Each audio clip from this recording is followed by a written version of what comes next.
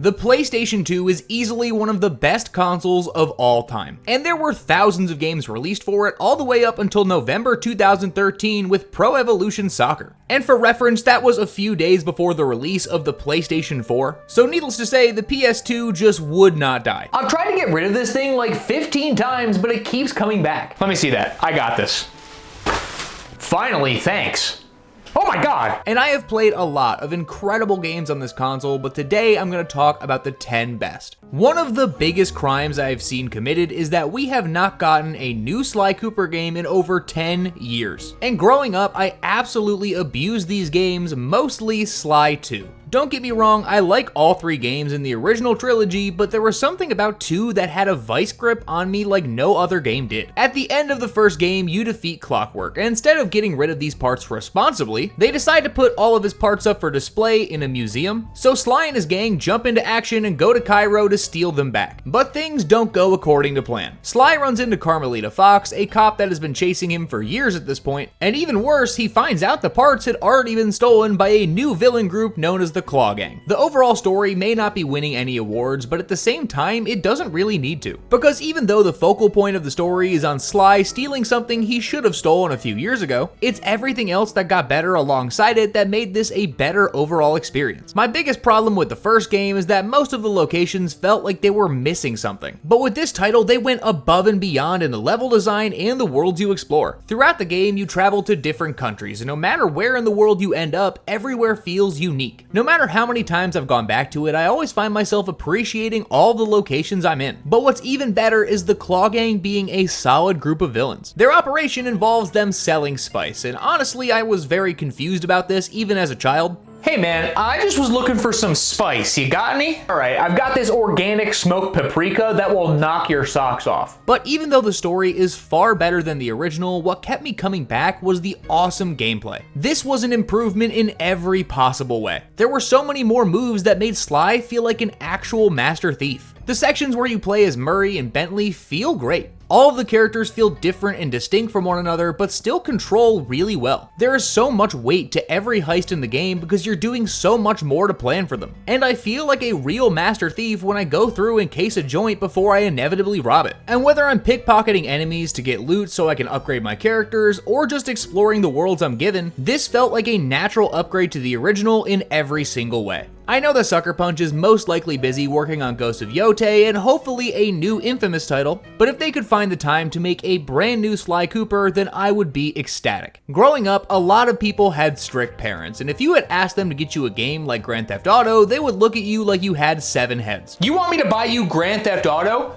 Stop asking dumb questions. Get out of here. And for those people, the game of choice to replace that was The Simpsons Hit and Run. I've played a lot of licensed games, and usually they are decent at best. And though it can be difficult and frustrating, The Simpsons Hit and Run is so much fun. You play as the main cast of the Simpsons family, and Apu because he is just along for the ride. There's a new soda on the market called Buzz Cola, but it's not just a tasty carbonated beverage, it's also a mind control device. Like I said earlier, this gets compared to GTA a lot, and I can see why, but it's also a very different game. Like instead of having one seamless open world to explore, Springfield is broke up into multiple open sections. And once you complete a section as a character, you move on to the next. All the while uncovering why Buzz Cola is slowly taking over the world. In every section, there are different missions that you're required to do. Some have you going on a race, others have you chasing down a car that's trying to escape, and though none of them are revolutionary and are pushing the boundaries of good game design, they're just fun to play even if controlling them is a little wonky. And even though at the time The Simpsons got a lot of flack for ripping off almost every single genre that you could possibly think of, Hit and Run holds a special place in a lot of people's hearts because the game is full of love. I'm not somebody who's gone out of their way and watched every single episode of The Simpsons, but growing up, this was on all the time. And they went out of their way to throw in as many references to the show as they possibly could. There's the obvious ones like the iconic locations you explore, all the way down to some wildly niche references from specific episodes of the show. There was something for everyone, whether it was filling up your hit and run meter and escaping the police, collecting all of the cards, cars, and other collectibles that are scattered around the world, or just driving through a giant sheet of glass, because you can do that a lot, that keep me coming back after over 20 years. Though it would help, you don't need to be a fan fan of The Simpsons to appreciate this game. And possibly someday we'll get a remake or an enhanced version, but as of right now, I don't see that happening. Before the Tony Hawk games went completely off the deep end and started making some weird choices, they were known for being some of, if not the best sports games ever made. They were simple and accessible for anyone who wanted to pick up and play. And though it's a hotly debated topic about which of these games was the best, the one that I played the most was Pro Skater 3. The early Pro Skater games are proof that a video game doesn't have to have a groundbreaking story in order to be memorable, because outside of some simple goals and objectives, there is little story to be found. The only objectives were to skate and get a high score. And it's that simplicity that kept me coming back time and time again. There's a variety of different stages, and though at the surface it may seem a little bland, pretty much everything you see can and should be skated on. Even though the stages aren't massive, they are full of secret areas and hidden collectibles that you can find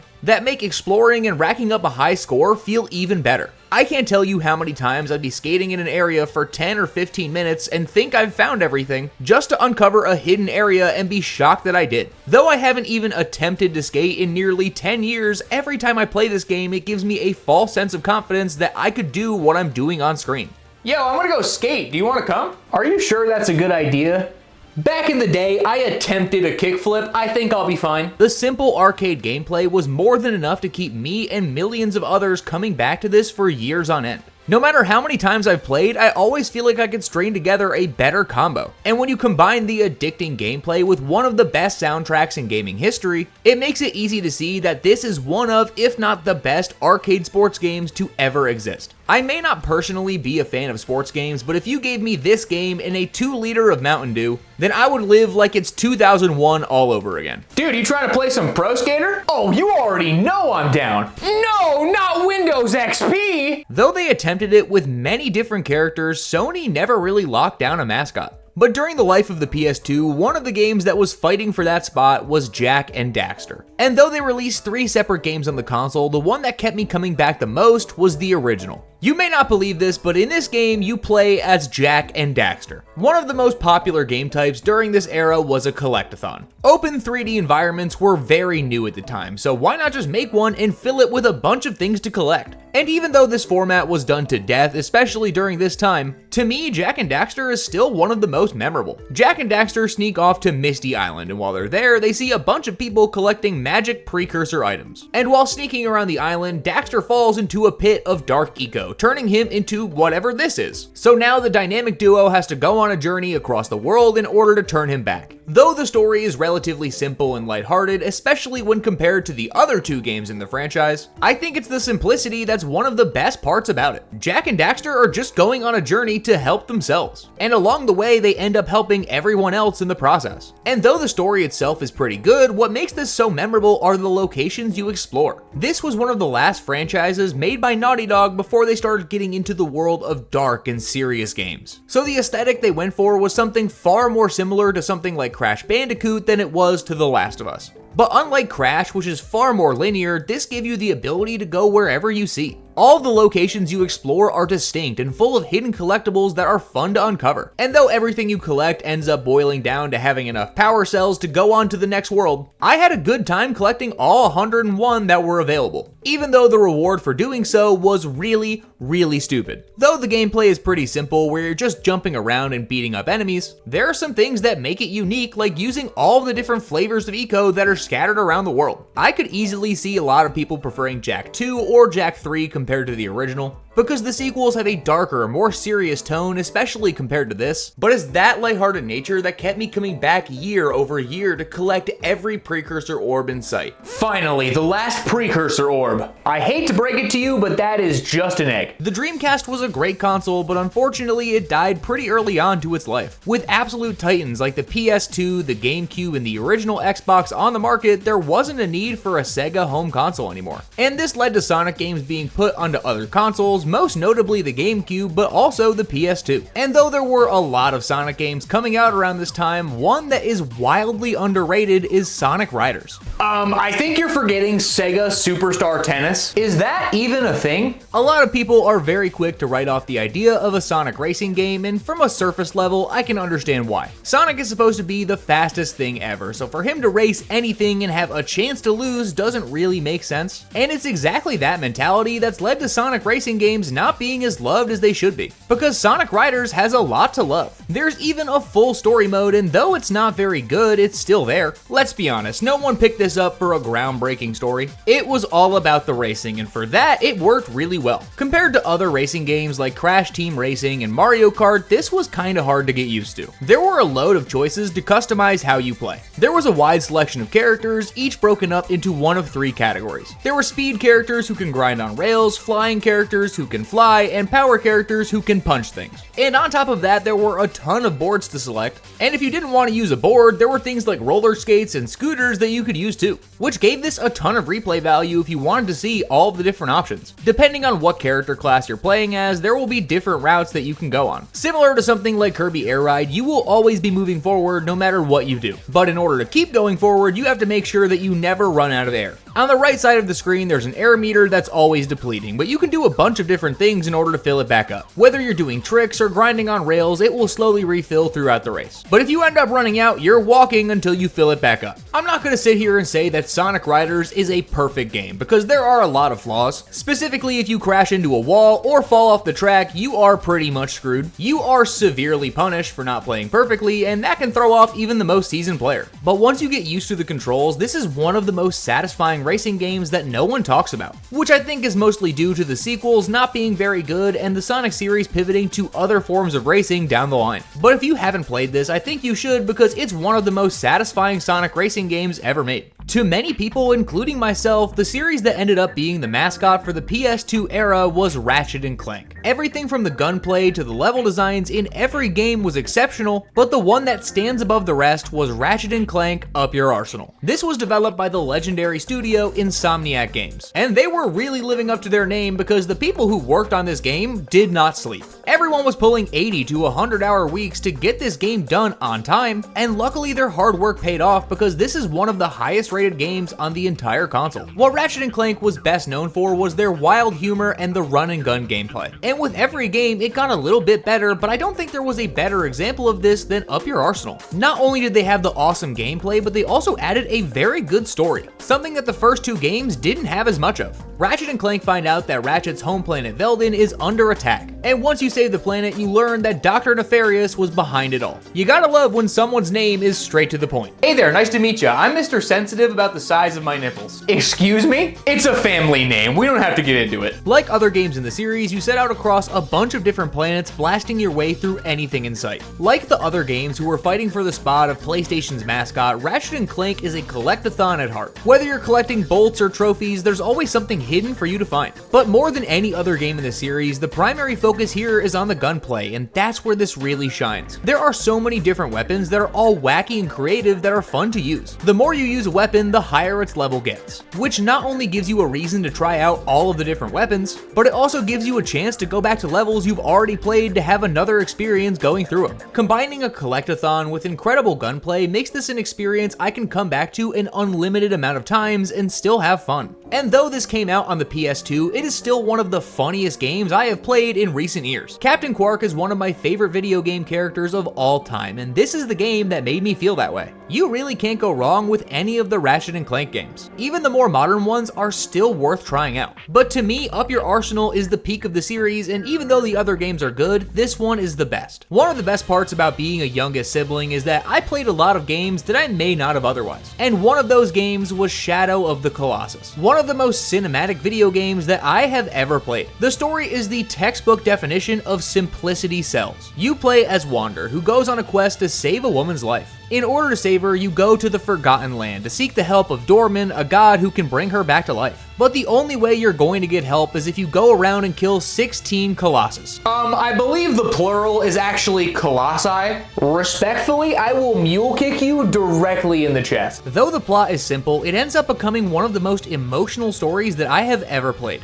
I've played this both on the PS2 and the PS4, and there's really no arguing the PS4 version is better. There's better graphics, smoother controls, and the entire entire package feels more complete. And maybe I'm nostalgia blind because I played this as a child, but I didn't find the controls to be as bad as everyone says. The real appeal here is fighting the colossi, and this is both a puzzle and a battle at the same time. 80% of the time, you are just scaling one of these absolute titans. Every time you kill one, you get a little more corrupted yourself. And I distinctly remember beating this game and actually crying. I will say that going back to play this on the PS2 after playing on the PS4 was a bit of a culture shock, but Shadow of the Colossus is one of my earliest memories of a video game telling a story that had me gripped the entire way through. Though the original version struggles on the control front, the rest of the package is some of the best on the whole console. It has some of the best boss fights in video game history, and if you have yet to go out of your way to play this, I think this is your sign to do so. Just mentally prepare yourself to feel like a horrible person for at least a week after. Everybody has that one series of games that no matter how many times they release a new one, you will end up buying it. And one of those for me is Katamari Damacy. This game is probably the weirdest thing I have ever played, but I love every moment of it. The story is as weird as it is simple. The king of all cosmos gets drunk and destroys all of the stars in the cosmos. And people all over the world are understandably upset that there are no more stars in the sky. And you play as the prince who goes to this world with a Katamari ball in order to make new ones. And to do so, you roll that ball over everything you possibly see. And I mean everything. There is not a single object that is safe. The more objects you roll up, the bigger your ball gets, which allows you to roll up even bigger objects. Levels will have a time limit, and you need to get your ball to at least a certain size within that time in order to move on to the next. Once you hit that point, you can keep going until the time runs out, but if you don't make it, you get yelled at. I get why he's upset, but I'm not the one who destroyed all the stars, that was him. What keeps me coming back is how fun the core gameplay is. There is not a single moment where rolling up things in your path isn't an incredible time. Whether it's plants, benches, people, or anything you see is able to be brought into this ball. And I could play this for hours without noticing a moment has passed. The biggest barrier of entry is the controls, because they're a little strange. You use both control sticks for pretty much every single input. And though at first it took me a bit to get used to, now that I've played all of the games multiple times, I am an absolute pro. Outside of the great gameplay, what also kept me coming back was how great the art style was. Everything in this game is designed to look weird. Almost everything looks like a toy, and that works for what you're doing. I feel like this game would be borderline horrifying if it had realistic graphics, but regardless, no matter what console it's on, I will always buy Katamari for it because it is something that I can play for hours on end if I don't know what to play. Whether you're playing for 10 minutes or 10 hours, this is a simple, engaging, and replayable experience that will keep you coming back time and time again.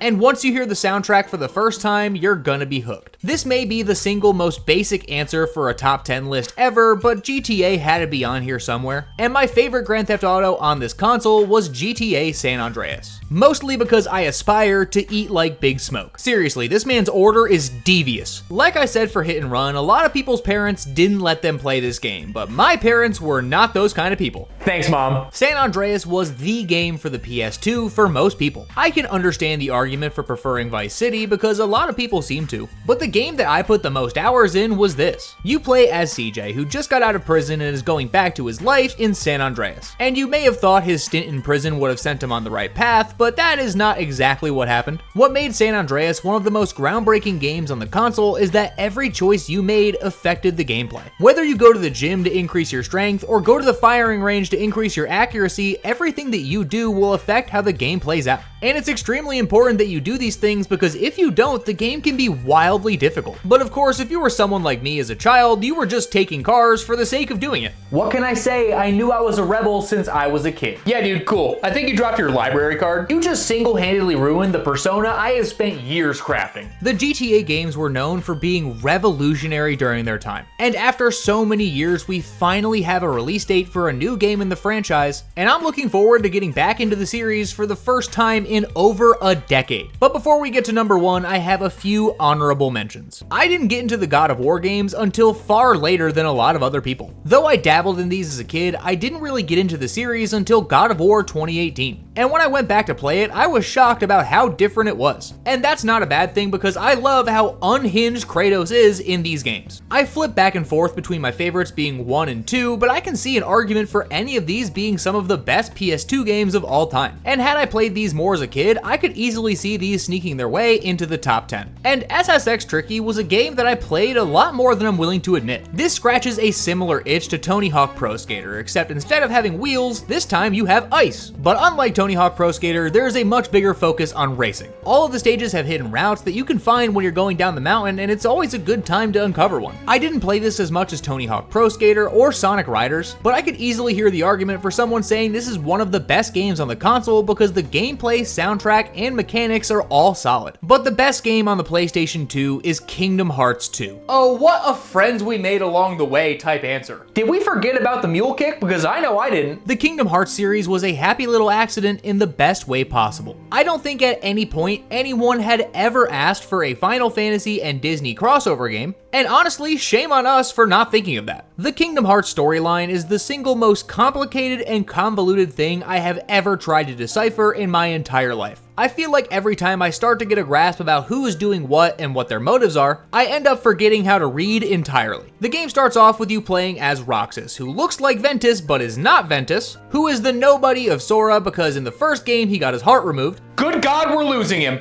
In the simplest possible terms, you play as Sora, who's accompanied by his friends Donald and Goofy, who go around to different Disney worlds protecting them from the darkness. Sora wields a magical type of sword known as the Keyblade, which not only allows him to travel between worlds, but also the ability to protect them. As a kid, what really got me into this game was the combat. Going from world to world, beating up the Heartless that are taking over is completely satisfying. As you level up, you're able to unlock new magic and abilities, along with a bunch of new Keyblades that all look awesome. The combat is almost a blend of beat 'em up and real-time elements spread throughout, but when you put it all together, the entire experience is just magical. Even as a kid, I really haven't been the biggest fan of Disney movies. There are some that I really like, but I've never understood the obsession with everything they make. But going and exploring these worlds in a video game was so much more my speed. Getting to interact with these characters and their home environments felt great. And whether I'm going to Halloween Town, Olympus, or the world of Tron in a computer, I had a great time exploring all of these worlds because there was so much fun stuff to uncover. I've accepted that I'll probably never be able to fully grasp what's going on in these games, but even with how complicated this story can be, the entire experience is still fun. And if you have yet to play a Kingdom Hearts game, most of them are absolutely incredible. Donald, please help me or I'm going to die. Ooh, that's a hard no for me.